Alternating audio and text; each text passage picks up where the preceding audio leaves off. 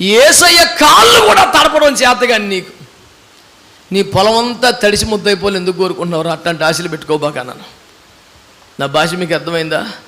నీ చేతికి విస్తారమైన పొలం అప్పగించబడింది, అది ఎండిపోయింది, విత్తనం మంటి పెట్ల కింద కుళ్ళిపోతుంది, ఒక్క వర్షముగాను వస్తే గొప్ప పంట వచ్చేలా కనబడుతుంది, కానీ నీ మీది ఆకాశం ఇత్తడిగా మారిపోయింది, ఒక చుక్క రాలటం లేదు.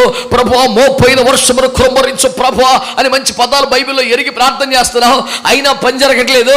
కడవని ఉద్యమం కొరకు, కడవని వర్షం కొరకు, మోపోయిన వర్షం కొరకు నువ్వు చాలా కాలంగా తీవ్రంగా ప్రార్థన చేస్తున్నావు, అయినా పని జరగట్లేదు. నన్ను అడుగు అనాన్ని చేస్తున్నానయా, అయినా పెద్ద రిజల్ట్ లేదనయ్యా నేను చెప్పాను. నాన్న, యేసయ్య పాదాల కూడా తడపలేని నీ పొలం ఎందుకు తడుపుతాడు ఆయన?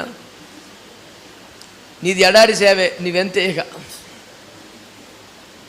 అసలు అట్ట అనుభవం నాకు చాలా బాధగా ఉందంటే, నాకు కూడా బాధగా ఉండే చెప్పాను నీకు.